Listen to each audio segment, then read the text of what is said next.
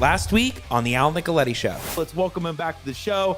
Bob, there you are, my friend. Welcome back. Great to see you, Al. Talk to us about some of the changes that you have been seeing in the LLC world. What a lot of people don't realize is that there's a difference between statutory law and common law. Common law is made by the courts. Statutory law is made by the legislature. Minutes, resolutions, annual meetings, etc.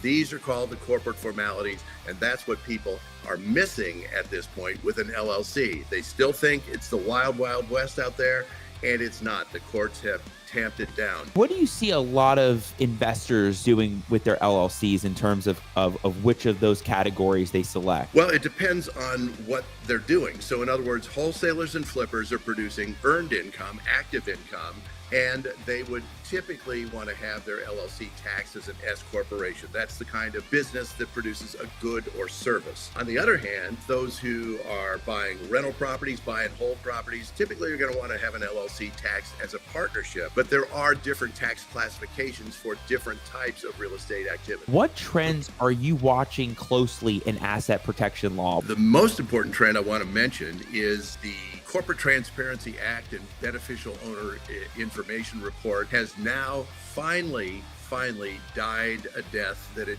deserved to die a long, long time ago. It was a law required that you report your information about yourself, your company, who formed the company. It was very intrusive and very burdensome. You only had 90 days in which, after setting up an LLC or corporation or limited partnership, to file this report. If you were not aware of the law, don't even worry about it. If you were worried about it, don't worry about it anymore. It's no longer the law. Bob, you've been fantastic. We always love having you on the episodes and the shows. And we are rolling with another Wednesday night at 9 p.m. Eastern. How's everybody doing today? Welcome back. And if you missed any of the episode last week, go back, check it out. Scan the QR code at the top of the screen. That's when you're going to get all of our content on YouTube, Instagram, Facebook, and you can find us on Apple and Spotify if you want to listen on the road or you want to watch it on YouTube. We have tons of value from these guests that come on the show from season 1 through season 6.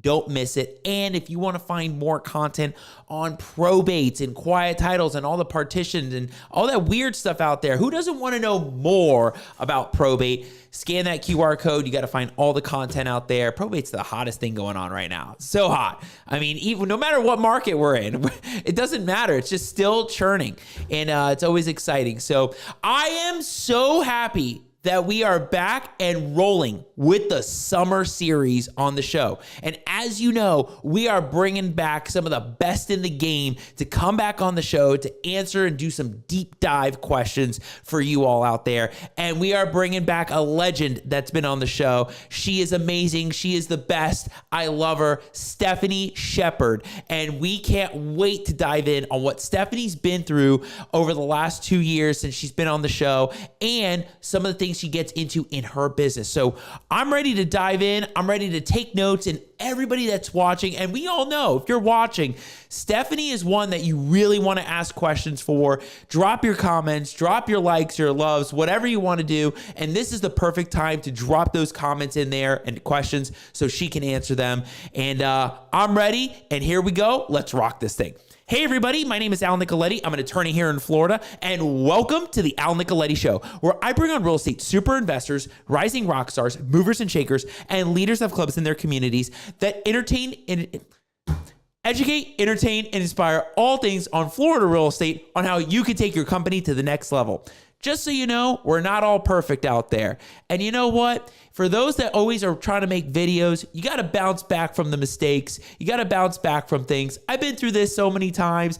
I don't even care. I'm going forward with it. And for those that want to learn more about it, there you go. This is how you keep going with video. So I'm fired up to bring back the best in the game, Stephanie Shepard. She is amazing. I love her. She's been at the events with me. She's been all over with me. And I love what she's been able to bring to the game with finding heirs, doing deals, getting through probates, and she's just such a wealth of information for people that are out there in this industry. You want to follow her, you want to subscribe, you want to find her, because when you're getting into the messy deals, these are the people that you want to tap into. This is it. So without further ado, let's welcome her to the show. She's back for the summer series. Stephanie, welcome back.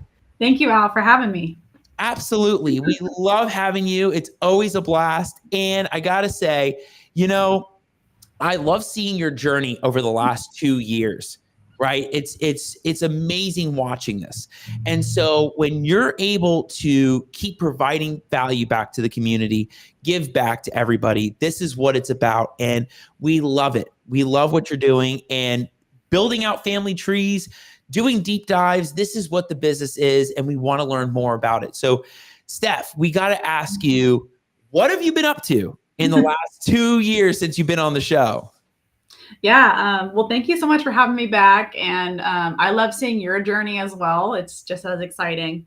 And I'm just really blessed to be more a part of your life and just like some of these awesome people in the industry. I will say, like, the last couple of years since I've been on the show, I've been involved in a lot more really complex deals. I've learned a lot, even since our episode.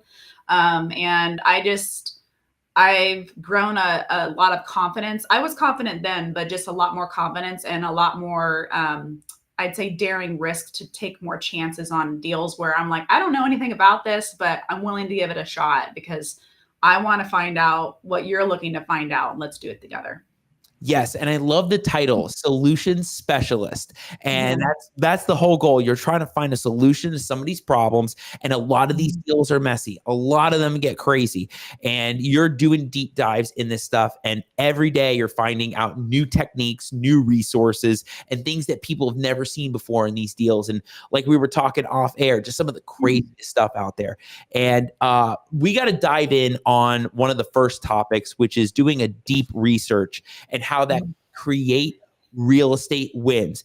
But more specifically, I know that this means that when you're doing deep research, you're really building out family trees for these potential deals, probates, pre-probates, whatever it is.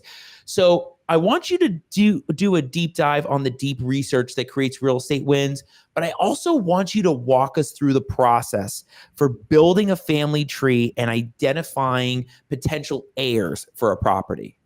Sure. Yeah. So, I mean, how it creates real estate wins is it sets you apart from a lot of investors that maybe start the process but stop because they don't know where else to go, or they just want to keep looking for that fast data, like where you reach other people that are looking to sell, and they kind of push those ones that require more time to decide, right? And they're like, we'll get to those later. Well, do they usually get to those? No. So when someone starts a process to look for those types of deals, usually it's a deceased owner, or maybe it's a seller that's alive but's been on the run or MIA, or maybe they're a transient. It's hard to locate. But in an example for a deceased owner, and they're deceased, maybe on the appraiser's website, it even indicates a state of, or deceased, or unknown heirs of, or for, so-and-so. I automatically pivot right to Ancestry because I want to get a head start on their tree. Depending on when they were born, you can find a lot of really cool information on Ancestry, like such like census records, city directories, which were like the old white pages, yellow pages, birth records, divorce, marriage records, sometimes death certificates on there, depends on the state and location. And you can find news articles. Newspapers.com has been a game changer for me within the last year, especially with that mini deal. And I mean, so many crazy ones. Newspapers.com is huge. So if you have an Ancestry.com subscription and you're having to use it a lot, get the add-on. It's like an extension to Ancestry.com to be able to view the Newspapers.com articles, because they have literally blown my deals out of the water, where I was searching on Ancestry for hours, and because I switched over to Newspapers.com, I was able to locate the obituary that I was trying to find, or whatever, right? The thing is, when you're using a software such as Ancestry.com and you're getting into records, there's a lot of errors and a lot of mistakes that happen when data that is provided in cursive, like the census records, is transcribed into a computer. So it might say Stephanie Shepherd on a census record, but maybe my last name is misspelled, because when they're Mm. taking the census door to door, they're not asking all the time, how do you spell that? They're just making an assumption. Or maybe they spell my first name wrong and they think I'm Sophia or Samantha. And so that's where you're maybe missing a data point, but it's really the person you're looking for. But being able to identify, like, this is my person because it matches with another census record with the same family members or date of birth, things like that. But I'm assuming, and I have proof now, that the record taker made a mistake. So just, again, that comes with practice and with verifying the information. But, going into Ancestry, creating a family tree, I'm a pen and paper girl. So I'll do all my trees originally starting with pen and paper, and they look like chicken scratch, and they have questions and circles and, all these things. But then because I'm a visual person, so once I kind of map it out and I'm confident in the records that I've found on Ancestry, I then go to Ancestry and I create a new tab and I create a tree. And then I can add all the sources that I've been checking into that tree. So that's how I do it. But some people can just start a tree right from the beginning, and that's how they can process it. But I'm a little different. I like to double check my information that way. Yeah. And what makes it so great working with you and then you bouncing things off me is that once you've even gotten that information, now it comes time to actually putting that together and making sure, do we have the right people in the right line? And it brings me back to that one East Florida deal where it was so deep. We were talking about aunts and uncles and cousins and how important it is to be able to identify who you're looking for in these records, right? So you're talking about, your first step is being able to pull all this stuff, then identify. And then once you've gotten all that, now you're putting the puzzle together through Ancestry so you can build the tree out.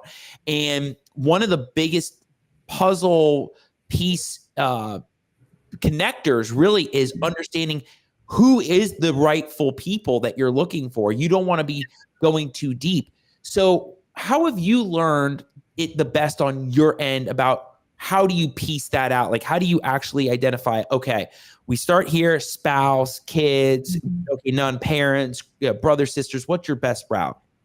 Yeah. So like in Ancestry, depending on their year of birth, I know if they're born before 1950, that I can usually find them on a census record. So if, let's say they're born in 1946, I can usually find them on a 1950 census where they're a baby, they're 4 years old, but they're a member of a household, and it'll show other siblings and parents, right? So when I can find a census record, that is like almost like a fast track to the front of the line. Like, I'm like, okay, cool. Now I got the parents and I have siblings, or maybe they don't have any siblings, but I have the parents, right?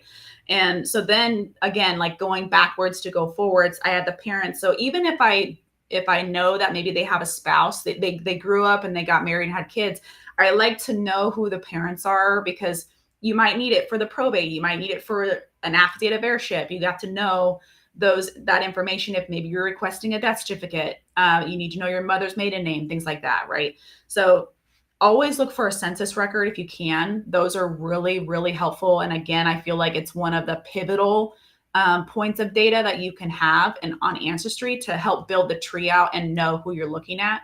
And then what's cool on Ancestry is once you identify the record that you're looking for and you know it's them, sometimes they have like an address associated, and it could be your subject property, or maybe you know their full date of birth and it has it there, and you know this is the correct person.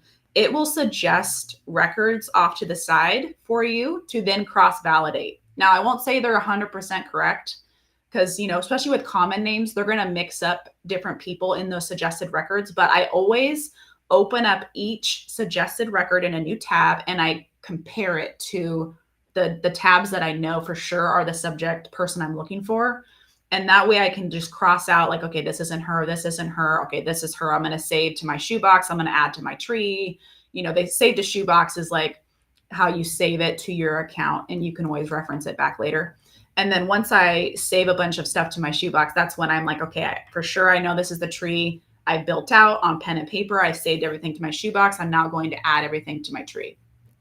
Great. Yep. And it's great that you can walk people through that process that you do on your end, because there's so many people that do follow you and your mastery behind building out these trees and building out these it's webs, it's little webs, and being able to sift through documents. And you talked about it on the last episode that you did about going backwards and forwards. And I just got to say, there are people that since our episode that we had, there have been investors that have reached out and said they've gotten deals because of what you've been able to provide on the episodes. Yeah. And they actually tell me, they'll say, hey, I heard that episode with Stephanie Shepard, and because of that one tip, I was able to overcome and find the seller, the heir. So huge that's able to happen with these deals.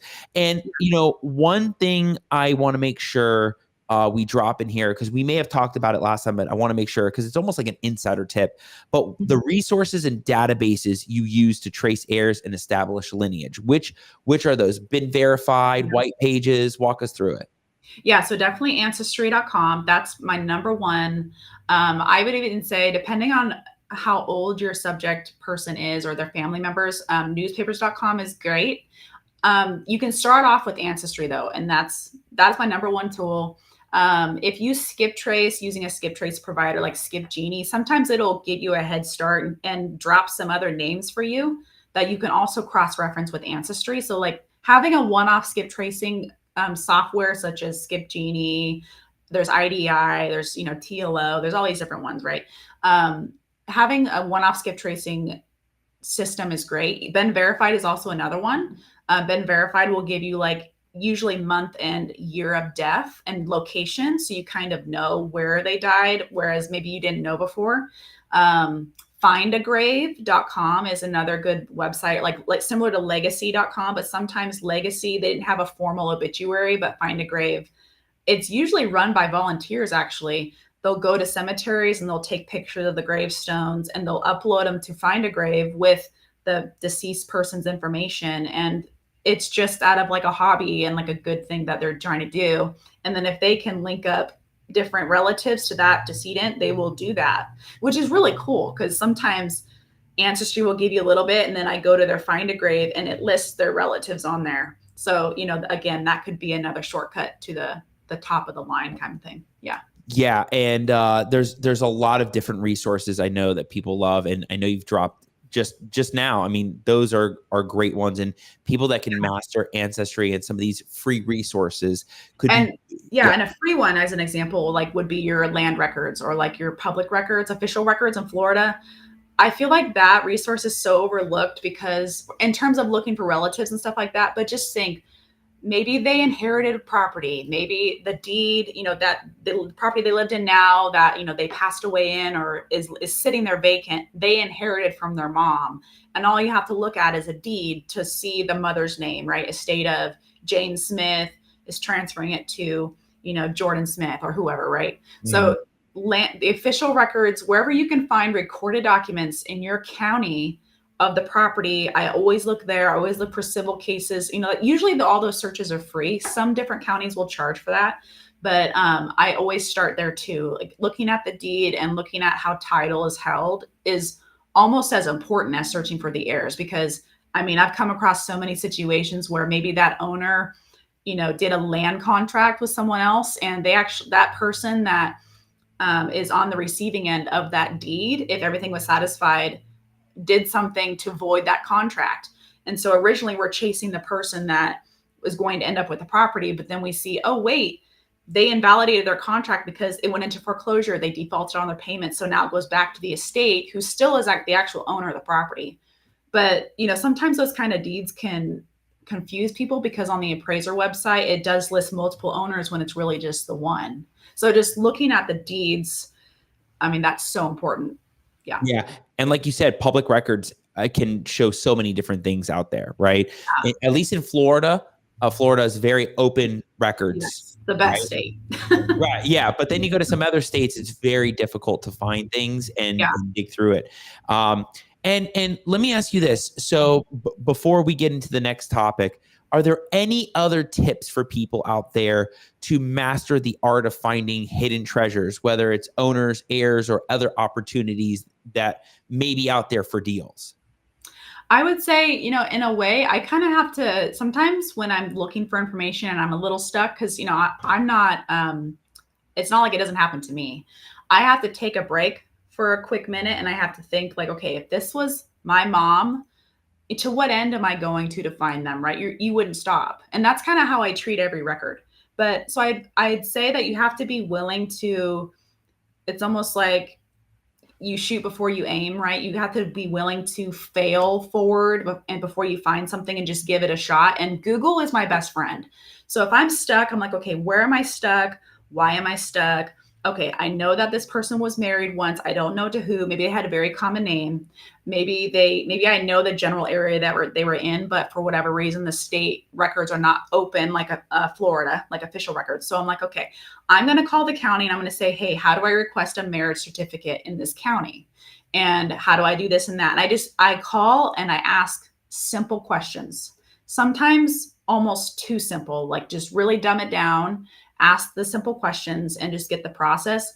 As an example, I just got a case a couple weeks ago where this woman passed away in the Bay Area in California. And like our records they're very closed here in California. And this woman passed away, unfortunately, last year. And her death certificate had unknown for every single thing, except for her name, her date of birth, where she was born. And it said she was never married. But it said unknown for her race. It said unknown where her parents, everything. Because she was found in her home, right? And the neighbors said she never left her house and, whatever. So I go to Ancestry and she has a common name, somewhat common name, or no, she had an uncommon name. So when I searched for the state with her name, there was 2 records, right? And one of them, I figured out that actually she predeceased her mother in 1990, according to a newspapers.com obituary, right? So I crossed her off. I'm like, well, this woman died in 2024, so it can't be this one. But then I was able to cross off the other one. So I'm like, well, where is this lady at, right? So I keep looking, and then I find a marriage record in San Francisco, right? So other area of the country, but it had her same birthday. So I said, what are the odds of that? So I start looking at civil cases, criminal cases in San Francisco County. And I'm like, you know what? I know they got married in this county. I'm going to request a copy of her marriage certificate or like the application, because it should list the parents' information. And so I ordered it. It took me 3 weeks to get. I got it, gave me the parents' information. Okay. I go back to Ancestry and I realized it was the first Shirley that I was looking at that I had crossed out because she had predeceased her mother in 1990. But something just didn't feel right to me. And like, you have to follow your gut sometimes, because I was like, well, how is that possible? I mean, this lady got married at 72. She could have died before 1990, but it had her signature on the marriage application. So then I opened up the mortgage doc for her property in the Bay Area, and it was the same signature in 2007. Okay. So I'm like, well, obviously this is the same lady. I mean, like her signature was almost identical. So I start researching. I figure out she has 8 siblings per the census records, right? So I start looking at when they passed away. There's 2 alive. I start looking at all of their obituaries. And there was one brother he died in 1998. And it said that he was survived by, all these siblings, one being her. So I knew that there was either a grave mistake on a obituary for the mother, but I feel like she was also disowned by her family because she had some elder abuse and harassment records that were attached to her as she was the abuser, right? So I think she was kind of disowned by her family. That's what, was kind of the assumption made after all of that. But, what you have to realize is when you're chasing these deals, it was even easy for me to disregard her originally, but because I kept going, it brought me back to that record. And a lot of people chase fast answers, and I have to slow down and chase better answers, like chase the right answers. And that's what takes time. It takes time to learn that, like to really slow down and like follow your intuition and confirm the facts, right? So I just wanted to share that example as like everyone that would have gotten to the ancestry part would have disowned that, disregarded her and said, well, I don't know who this lady is, but because I was like, screw it, I'm going to request this marriage certificate. It's $20. Got to wait 3 weeks and I'm going to see what's up, like maybe she changed her name. Maybe she has an alias. And so anyway, it brought me back to that information. So that was kind of a crazy one, but we're figuring out now, we're going to try to trump the probate because the county's doing the probate. It's just a weird situation. The county's starting the probate. They got the letters. they have the house listed for sale. And they basically said, unless you can find an heir, like, we're going to sell this house and then the estate will get the funds. And so I'm like, game on. I mean, the guys that brought it to me, they're like good friends of mine. And I'm like, game on. Like, and so that's what makes it fun, is like, it's a challenge, you know, like you have to do that in order to make it fun. Yeah. And what a great story and a walkthrough of these hidden opportunities that a lot of people would pass up on. But if you can do the digging and do the research and take the time, it's possible to find. I will say though, it really takes having somebody very specialized on your team to doing the research. And got to give a shout out to your twin sister, Holly Suvia. Holly did a great job on her episode. She crushed it. And she walked everybody through those steps of what it would take to do that kind of research. And it really takes a specialist like you and Holly to get out there and do it. And it's possible for people to do it. Just going to take time. Yeah. You've got to do that. It's funny because it's like, I'm a very impatient person by nature, and you have to have patience to do this. And like, so it's this hard struggle between like, I want to find the answers, but I need to slow down and figure it out. Right. So it's like this constant tug and pull. And I feel like that's probably the hardest thing to learn as someone that is doing this full time, is that balance, because it's like, we're on the hunt. That's exciting. It's an adrenaline rush originally, right? Especially when you're like finding these little nuggets and you're like, okay, I'm getting closer. And then it's just poof, it's gone. And you're like, well, now I'm at a dead end, you know? Right. And just sometimes you have to retrace your steps. And I feel like that's where people get lost, is they don't have like a map of like step 1, 2, 3, 4, 5, 6, 7, right? And they're like doing step 2 and 7, and then they 3, and then they go back to 2. And then they're like, oh, wait, I already did that. And then where do I go next? And so just setting up a checklist, I always recommend set up a checklist, whatever county you're in or your counties that you're working, set up a checklist, like check and make sure the owner still owns the property. If you're pulling data, maybe you pulled it half a year ago and you're like, I should work this now. I've been there, right? And you're like, always make sure that they still own it before you dig and dig and dig, right? And then there's just certain steps that you can follow to honestly remain sane in this type of stuff. But especially if you want to train someone else on your team, that will be their saving grace, is a checklist on how they learn the process. And then they can go down those rabbit holes and tangents as they're researching, but at least they have structure. And would you say that's some of the best ways you can build better researchers and doing training in their teams? Yeah, absolutely. I mean, and with like Ancestry, in the beginning, it can be very overwhelming to kind of learn, because you can you can toggle with the filters. If you're looking for someone with a very common name, like, I don't know, like John Smith, right? In Los Angeles, California, you're going to get so many hits. So it's like, okay, well, I know that this John Smith has a middle initial of L. So I'm going to play around with that. And then I'll play around with his year of birth, and I'll put like plus or minus 1 year, because sometimes Ancestry says, even though they know that this John Smith was born in 1950, on a record, it might say about 1951. So you want to catch all those too. So there's a way to learn it. And I mean, I've been on a Zoom with people showing them how I use it. It takes them 20, 30 minutes, for me to teach them like the basics, and then they're off and running. So, I mean, I'm a very impatient person, like I said. So like watching a YouTube video sometimes on like how to learn a new system, I get very impatient and annoyed. And I'm like, I wish someone I know can just show me the shortcuts, And so it's just, since I know how I am, I know other people are like that too, and they can get very overwhelmed. Yeah, it can be very overwhelming if you don't have the right training and the right guidance. So that's why you got to reach out to people like Stephanie Shepard that can walk you through a whole training on how to find them, how to locate, and do all that kind of stuff out there. Because these deals can be huge deals. There's lots of opportunity out there. And Steph, the cool thing that we're seeing right now, and I'm sure you could expand on it, is a lot of people feel like there's a lot of competition in the market. Mm-hmm. And so with a lot of competition, you have to start really digging for potential deals. And a lot more are starting to go after the partial interest and finding at least the partial interest and buying that out. And then maybe doing the digging for the rest, or coming up with the solution after that. But I'm seeing a lot more investors wanting to do the probate, even if it means a partial interest, and then working out a solution from there, which is great. Cause I mean, I'll do the probate all day on partial interest. I don't care. But as long as, people are finding deals, these are opportunities that are out there. What have you seen as some of the insight to those partial interest deals?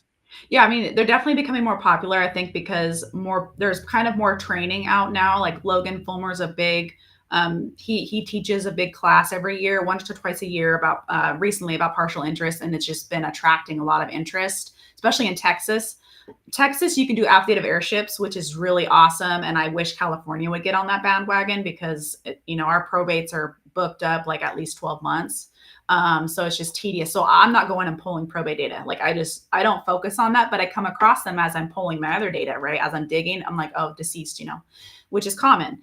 But yeah, like I think that it's also becoming more popular because ultimately you're buying a partial interest in a problem. Usually there's a problem, right? It's back taxes. Maybe it was great grandfather's property and it's been inherited, a few generations, and it's just very messy. Maybe there's 20 plus heirs. Maybe there's only 3, right? But it's tax delinquent. It's going to go to tax auction. None of them can pay the taxes. And it's, it's uncontrollable whether it will sell for taxes or more kind of thing for surplus funds. So it's like, they're just scooping up equity, right? They're paying to take a seat at someone else's table, at the family table, right? That's how he describes it. Like, think of it as like a family dinner table. You're buying to sit at that table and be like, how are we going to handle this, guys? Like, what are we going to do? And so, which is a great visual because just think of everyone's families have different dynamics, right? And not everyone's are the best, unfortunately. Not everyone talks. There's just, different things that have happened in the past. So it's like you have an opportunity to take someone's seat for relatively cheap. And then you can either just sit and wait and let it go to auction if you want, or you can partition or whatever your end strategy is, right? You can still collect other partial interests to get 100%. And then you clear title after that. So it's a good way to gain entry to a property with equity. And then you can focus on clearing the title later, which, I mean, that's a totally different topic is the title issues. But in a way, it all flows together because usually when you have airships, usually there's title issues to some extent. There's always going to be title issues. Title, especially. Yeah. Yeah, absolutely. There's always something going on there for sure. One thing I have a question on, because it's one of the summer series questions, which is, have you ever uncovered an heir late in a deal? And how was that resolved? Well, it's funny that you mentioned that because I kind of mentioned it right before we came on live is, as an example, I was brought in on a deal 3.5 weeks ago, and these investors were going to close this deal out. They had one contract signer, and the signer said, I don't know much about my family, but I know that I'm the only, or he said, I believe I'm the only surviving heir, and he would be the nephew to the owners. And so, I was like, okay, cool. And then they're like, well, now title is telling us we need an affidavit of heirship. And I'm like, that's a little questionable that title had you at the closing table. And now they're saying, oh, wait, we need an affidavit of heirship. That's a little strange, first of all. But that's okay. Like, it happens. And this is why title companies are not all the same. And to reach out to your referral network is huge, whether you need a title or escrow company or an attorney. I mean, you might need a civil attorney, or you might need a criminal, depending on the case, right? You might need someone that has civil litigation versus probate, things like that. So just reach out to your network and get those contacts because they're so valuable. And you don't want to be in a situation like this where you're stuck and you're like, oh my gosh, what's happening? So anyway, they reached out to me and they said, hey, we need help building an affidavit of heirship. We've never done this before. I said, okay, cool. Like, this should be an easy one. I said, do you know when the owners passed away? That's always my first question. And they say, no. I said, oh, okay. I'm like, well, send me the title commitment. Let me look at it. So they send it over, and I realized that this property was purchased in 1926. So, I mean, that's 100 years ago. So it's a long time. So I knew that we're looking at multi-generational heirs like coming down. Mm-hmm. And so I said, okay, I went right to Ancestry, and I went to try to find their death records first because I wanted to see who died first. Because again, this is a title issue, and I want to know whose side of the family I have to research. Because originally I was doing the husband's because that's what I was told. But then when I found his death certificate, the wife was listed as the informant. So I knew she died after him. So I said, oh, I need to go look at her side of the family instead. So anyways, I was able to find both their death certificates on Ancestry because they died in the 70s. And we can always just go down to the county and request certified copies. So in Texas, as long as they passed away 25 years ago, anybody can request a death certificate. So like Florida, anybody can request a death certificate without cause. You don't have to be related to the decedent. But in Texas, you have to wait 25 years if you're not related to the decedent. So it's just, you have to find out each state and what their requirements are.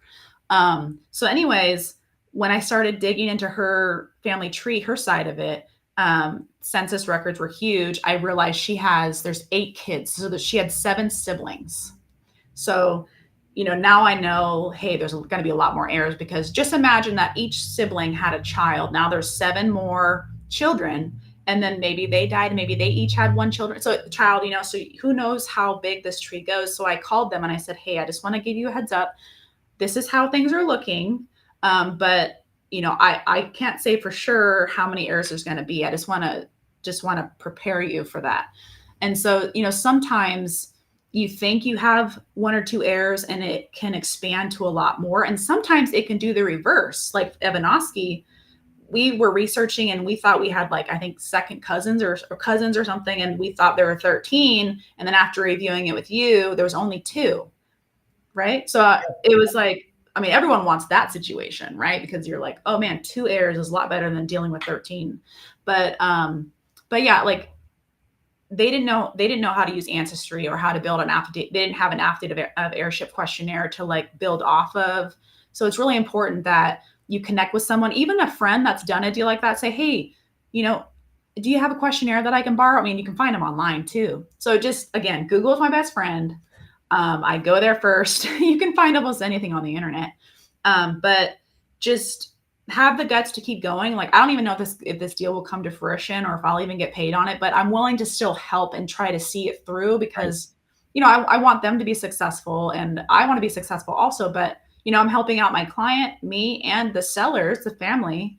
You think about everybody. I've made 0 money on deals before, but I made sure my seller was taken care of.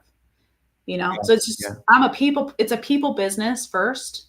And people have to remember that. I mean, I've done deals with people where they literally were able to, the decedent wasn't claimed and they were cremated and just sitting at the, not the cemetery, but the person that does the autopsy, that room. And my business partner on the deal, my JV partner, they actually picked them up and they were able to bury them next to their son. That was so heartwarming. And we put her to rest, literally.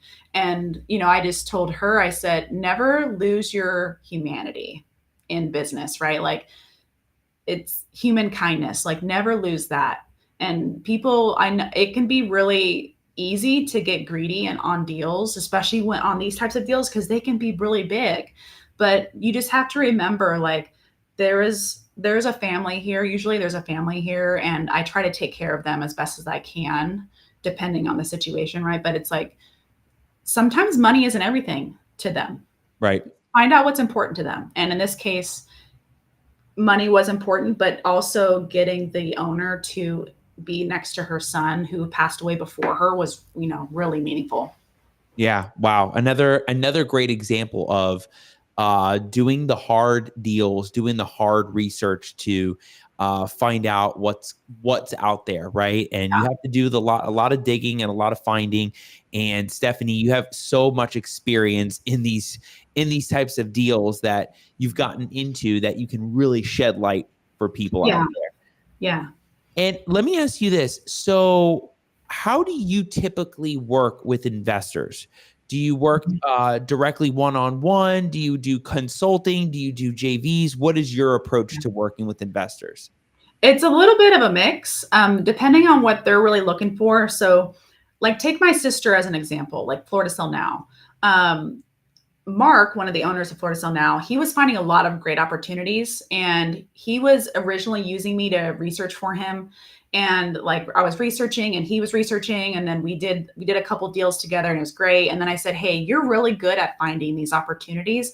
I think that you should train a virtual assistant to do the foundational research for you because you guys have so much data like this. And it just worked out to where they created a job description and they said, you know what, we want to hire someone stateside. And I like soft pitched it to my sister on the side because I knew she wasn't really feeling fulfilled working for the state. And she's like, oh my gosh, this looks amazing. And I went back to them and I said, hey, no pressure at all. Like, I just thought I'd throw her your way. If you want to look at her resume, feel free to do that. But again, no pressure. And they interviewed her and basically hired her on the spot. And they basically used me I was consulting for them on a monthly basis to train her up. And now, like, she only calls me when she's really stuck, like, or she'll call me and say, hey, like, you know, walk me through this. Am I right? Or, you know, I'm stuck. I need help. So like on that type of deal now, like we'll do, like a JV, but it's a very small JV because, you know, she's researched a bulk of it and I might need to like double check the steps. But, so I do a lot of partnering on deals. So a lot of joint ventures.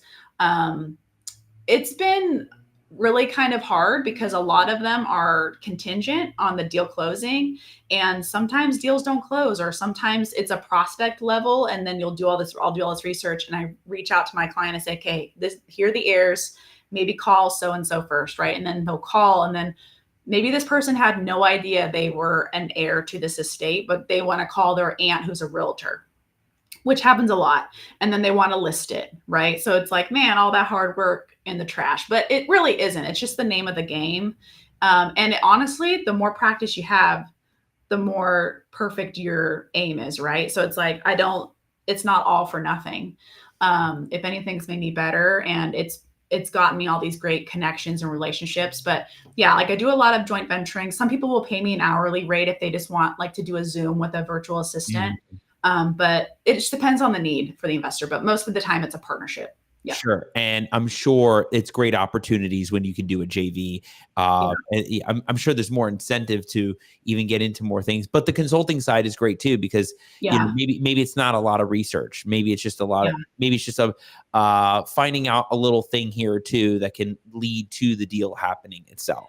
Yeah. Yeah. And I've been brought on deals where they're like, hey, you know, we've done deals with you in the past. Could you help us with this? And I'm like, well, like clearing a federal tax lien. I'm like, well, I have no experience doing that, but I'm down. Like I'm down to try and I'll learn. And then, you know, I end up submitting a 150-page packet application to the IRS, you know, to get the lien like reduced or whatever. I mean, like literally, I'll just jump in and try it. I'll do whatever. But I built my network up because I'm willing to do that. I mean, I have this like amazing IRS attorney named Darren, and he's in Florida.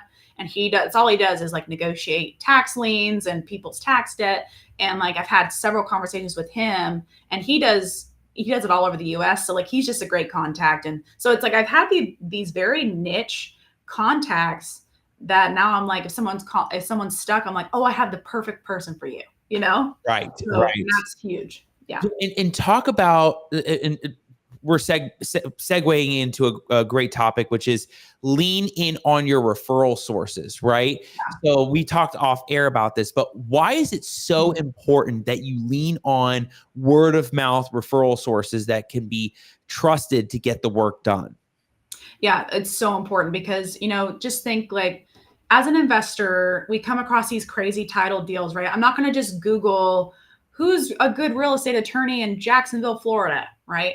Or who's a good probate attorney. I'm going to call Mark Ratto in Florida, who's done hundreds of probate deals, and say, hey, who's your guy? Right. He's gonna be like, Al Nicoletti. I'm like, cool, give me his number, whatever, you know?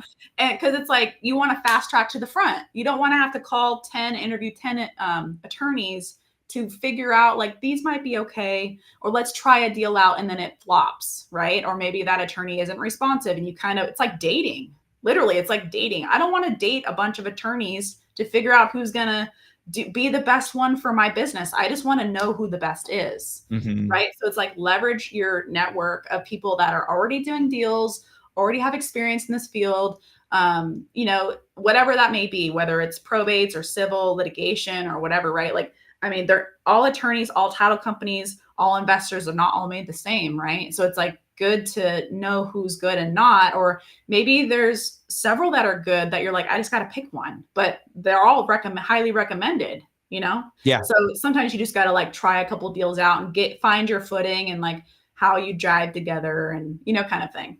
So Yeah, I'm sure it is like dating, right? You got to find the right fit. It's got to be the right mold, and you got to have that right communication. yeah, And for a lot of people, finding the right attorneys, finding the right title companies, finding the right people to JV on is really hard. You gotta go through the mud and find it. yeah, But if you have people that you can uh, call up, speed dial, and say, "Hey, who are you using?" Because you're yeah, obviously killing it right now. So who are you using?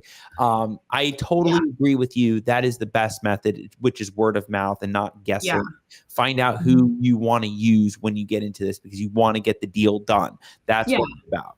Well, and vice versa too. Like if someone calls me and they're like, this situation I'm in, who do you recommend? I'm going to be like, oh yeah, call this person. I've been put in so many situations where, I mean, because I know I have so much still to learn, and I know so many people that are up here, and I'm like, oh, you need to call this guy, like Dave Day. He's one of my mentors. Carl Spielvogel, Logan Fulmer, like so many people that are mentors to me, people that I look up to that I can learn from. And I'm like, you know what? This is a little bit out of my wheelhouse. Like I don't know all the nits and crannies of that, but let me connect you with Dave Day or Carl, who has done these types of partition actions or whatever, right, in North Carolina or Florida or wherever. And I know that they're in good hands. Like I know connecting them to those people, they're in good hands because I have had the privilege to be associated with them and like actually spend time with them and do deals with them. So that's also really important. Is it's a trust thing, Right. you know, it's like, Right. you trust these people, and now like people reaching out to you and vice versa. And you're like, you know what, you are in good hands. I'm going to personally connect you with them. So I know that you guys can start communicating. Yep, absolutely. And you drop some of the biggest names, right? Dave Day, Logan Fulmer, Uncle Carl. I mean, these are the biggest Yeah. names that are out there. So, Stephanie, I love this. And I got to ask you two more questions that I mean, this is a loaded episode. I mean, the summer series, we wanted to make it more on the deep dive side, and I feel like we have done that, right? And so going into this stuff is really important. Do you think the demand for genealogical services in probate and title resolution is increasing, and why? I do, because I'm sure everyone's heard of like the silver tsunami, like that age range. They're all unfortunately passing away in tears, and probates are happening, or maybe they're not happening, right? And properties and estates are passing down without the proper probate happening or affidavit, and title getting messy and things like that. So yeah, like I feel like, well, one, there's so many deals around. Like there's so many deals out there that it's not like, even if there's a bunch of competition, there will never be enough competition in this space. First of all, when it comes to the deep prospecting, the deep diving, there will never be too much competition. If anything, there's too many deals for us. Like there's just too many of them. I've been really overwhelmed lately with people reaching out to me and being like, I need help. And I'm like, I can't even get to you, man. Like I'm trying though. And I will get to you because I want to help you. But yeah, it's definitely high in a high demand right now. And I mean, even just if you find yourself finding these types of deals or pulling data and finding these types of deals, deceased owners, you could easily get a VA and do foundational research for you and say, okay, I'm going to triage these. Now I have 10 records that have been researched in a foundational manner, and I can triage these. Like, okay, she was able to find an obituary on 5 of these, and it lists all the heirs. Like easy peasy, cool. We're going to skip trace them, or we're going to call them, right? These ones are going to be more intense, and we need to research further, blah, blah, blah. Maybe they JV with someone like me or whatever, or they decide to go down the rabbit holes themselves, but they know it's going to be more time consuming. So I think it's important to know kind of triaging and the difference, and how you can like have that combination of like faster deals versus longer deals, because these are typically longer deals because a probate needs to happen, or an affidavit, and the rounding of the heirs and the family, and just more dynamics that you have to kind of walk through. And the underwriters is probably going to need more supporting information, things like that, because more risk, right? So it's just, they're going to take longer. So just having that mix of like, okay, here, these ones, we have the heirs, we can call them right now, versus, I'm going to research these on Friday so that I can come back Monday. I'm going to research the crap out of them. And if I get all the information out of it, then Monday I'm going to take a break, and then Monday I'm going to call them, just kind of having that balance, because it can be very fatiguing, draining of your energy to research all day for 8 hours, right? It can be very fatiguing. So it's like you have to, that's why I say, like, you have to gamify it. You have to like say, okay, I researched 10 records today, I got 7 of them done, and then these 3 I'm stuck, but I'm going to come back to them later, but just don't give up. Yeah. And I will say, I feel like the need is increasing as well. The more I'm seeing these deals get messier and they're getting deeper, where there's no kids, there's no brothers, sisters. And now we're getting to already aunts and uncles. And it's like, whoa. Like, we all know what that was like on that one deal. So it's a little bit trickier. And so, getting that confirmation for sure is going to be really important going forward, because underwriters are taking a risk, and you got to lay the record when you're doing these affidavits. You have to make sure you're putting down the right people. So absolutely, I see that. And lastly, Stephanie, how is AI or machine learning changing how you do genealogical research? I haven't played around too much with AI yet, and I don't know how. Just because of the crazy deals that I do, and like the building out family trees, it's very tedious. It's very manual. I just don't know. And because I haven't played around with it. So it could be possible. I don't know how accurate it could be, unless it like found an obituary online and then boom, lists the brothers and sisters, those I could see, because it's like on one website and one text, it's easy. But on something that like Minnie Gardner, Minnie Williams, right? Your deal. That took me 40 hours to try to locate her year of death. And literally, I created a spreadsheet because I was looking at 1920 and 1930 census records that had not been indexed yet. And what that means is I can't just go on to Ancestry and search for her name in a 1930 census. It's just going to say, hey, here's the 1930 census. It's thousands of pages. You can look through each page yourself. And that's what I literally had to do. I had to pull up because they had lived there thankfully they lived in the same house the whole time. So I was able to find what like in the 1920s, what section of Jacksonville it was. I had to look at an old map, and then I had to like turn the census pages to the side and see what street names they were. And literally it was so intense. So like in those types of deals, I can't see it working.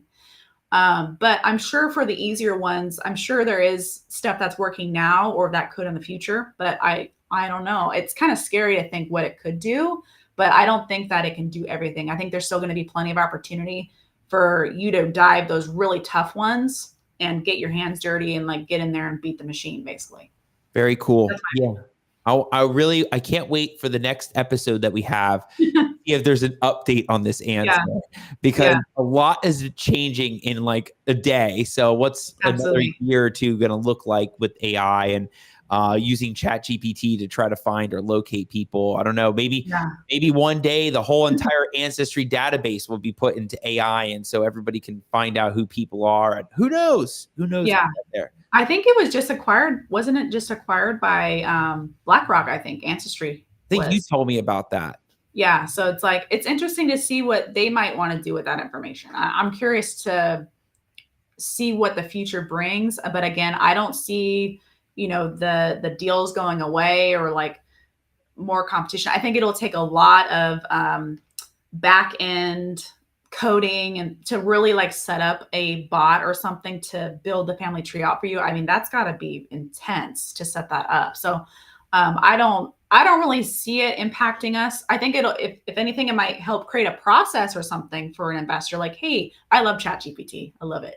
Like, hey, set up a process. This is what I'm thinking. And it like totally does it for you. Like I even asked it the other day, like, hey, this is my kid's summer schedule with camps and stuff. What do you recommend? And it was just like, it's just like a personal assistant. Yeah. And I'm using it on a dinosaur level. So I know that it can do so much more, but I don't want to discourage anyone from like not starting because AI is coming. I want to encourage anybody to just start on it. Even if you have one record in your system that you're like, I'm a little afraid of this one, just start it, just try and just see where you go. And like, see if write down your questions. Like, hey, I'm stuck here. This might be the person, make a note of it. And like you can always just go back to it and try to refine. Yeah. Yeah. Great tips, Stephanie. Absolutely amazing. You're a gem. And I really appreciate you and what you do for this entire community. And we love you out there. We love seeing the growth and the progress and the knowledge you provide through the REI SIF community and through anybody that's doing this in the messy title world. Everybody loves you. And gotta say, epic episode once again. You. I'm sure people are going to be zooming back and rewinding little clips here and there to see how you were navigating through that. And for those that want to get in touch with Stephanie, we're going to put up her email and her contact one more time so we make sure everybody gets her information out there. Get in touch with her, talk about it for consulting, do a JV deal. It's going to be worth it. I've been on a probate or two with Stephanie where they built out the tree. Her and Holly built out the tree. And then on another one, Steph just talked about that, finding a death certificate that took 40 hours to find. And eventually that deal got closed. We and her were super happy, done. So Steph, thank you so much for coming back. And the summer series, you did it. I love it. Thanks so much for having me. And yeah, just be encouraged to try. I just want people to know that you are capable and it is fun to learn. It is fun to learn. Even if you can learn one thing, it will help your business. I promise. Perfect. Perfect. Love it. Well, Steph, as I do at the end of my show, I do a segment called Final Words, Final Thoughts, any lasting impressions you want to leave the audience with. So as I do, final words, final thoughts, Stephanie Shepard. I just want to say thank you, Al, for having me come on and for putting people on here that can share, their knowledge and their success and their trials with everyone, and just know that we can all relate together. We can all grow together. I'm an open book. I'm always willing to help someone, and we're all capable of this. And we can always find great deals. I just want to, again, just encourage everyone to get out there, get some deals done, partner with people if you're afraid to do an element of the deal or any part of the deal, and just get your hands dirty. And I promise it's just so much fun. It's just so much fun. Yep. Love it. Get out there, get deals done, reach out to Stephanie. This is what it's all about. Collaboration, partnerships, and this magical world of doing deals together, which is so great. So Steph, thank you so much for coming on again, and can't wait for the next wild probate that we get to do, and more to come, more stuff out there. I agree. Well, we'll be in touch soon. You know where to find me. Awesome. Thanks, Al. All right. Take care. All right, everybody, you heard it from Stephanie Shepard. If you're not reaching out to her right now, I don't know how to help you. You got to get in touch with Stephanie. If you're doing these deals, the messy stuff, the probates, the wild, wild stuff out there, and you're trying to dig deep and find, and you want to get into that game, this is where you start. You start with people like Stephanie, where you can dig deep into these deals, and you can JV with her. I mean, she's a wealth of information with these deals. So go back, watch it. You're probably going to watch this like 5-6 times because there's so much in here. And if you want more episodes like this, scan the QR code at the bottom of the screen. You'll find all of our contact information and watch all the episodes, the amazing guests like Stephanie that have been on the show. And we will see you next Wednesday night at 9 p.m. Eastern. Keep on rolling with the summer series. We'll see you then. Take care. Have a great night.